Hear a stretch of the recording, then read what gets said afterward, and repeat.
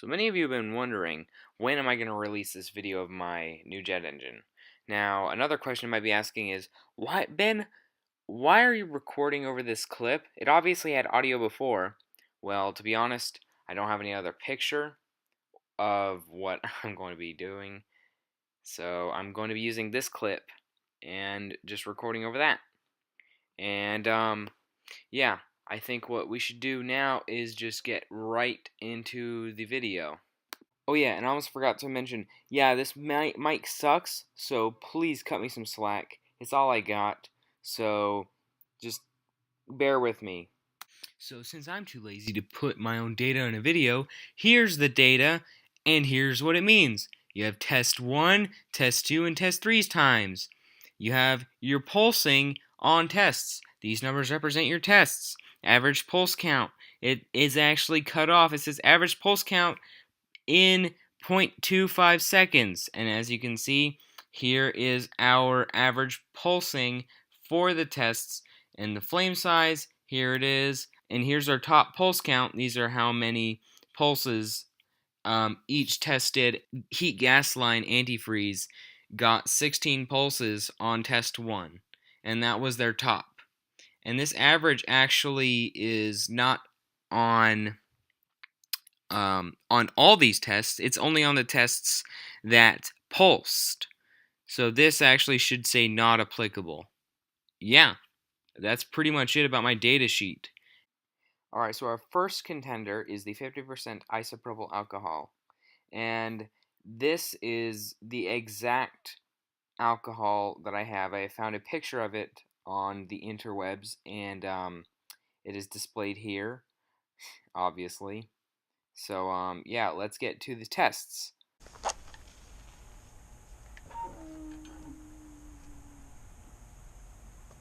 So as you notice, there are 3 results, but I only had shown 2 tests. That is because I had done a third test, and I only took the 2 best tests and had shown them side by side to show you a difference. And yeah, so let's get on with our next test. So our next contender is the 70% isopropyl alcohol. I'd use the Equate 70% isopropyl alcohol. It doesn't really matter what you use, but it is important that if you want to do this experiment on your own, that you have different percentage alcohols, so then you can compare the difference between more or less. So it's just always good to have that.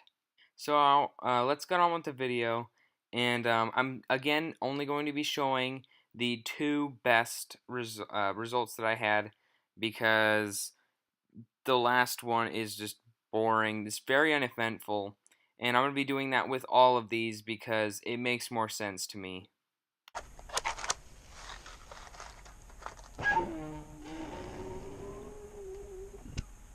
You know, I was actually genuinely surprised by these results from our 70% alcohol, because I did not expect it to pulse on the first test, which is it was the quieter, longer one, but it pulsed, which means that we're heading on the right track, and I think our next contender will do very well and might actually work.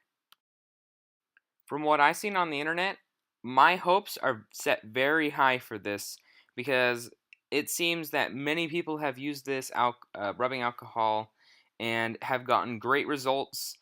Their engine has had longer durations, and yeah, overall it just works better. And so we're going to get on with the 2 best tests and the results posted at the end of this test.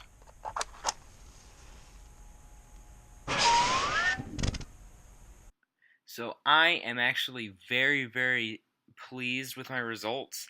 I had 2 very, very successful tests, and then 1 not so very successful test, but I am very happy to see these results. It was pulsing the 2 times that it was ready, and I think we're ready to move on. So heat gasoline antifreeze is a very, very dangerous chemical. If it gets on your skin, it can cause some problems. If you were to inhale the fumes, you can die from that, as well as if you were to get burned by when you're using it like what I'm doing, you can severely get, you could die from this. So do not mess with this. And I have very high expectations for this, so let's just move on.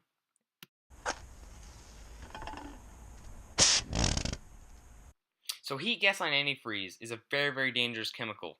And that test on the right shows how dangerous this can be. If I were to just stand a little bit closer, I would have gotten a face full of flame.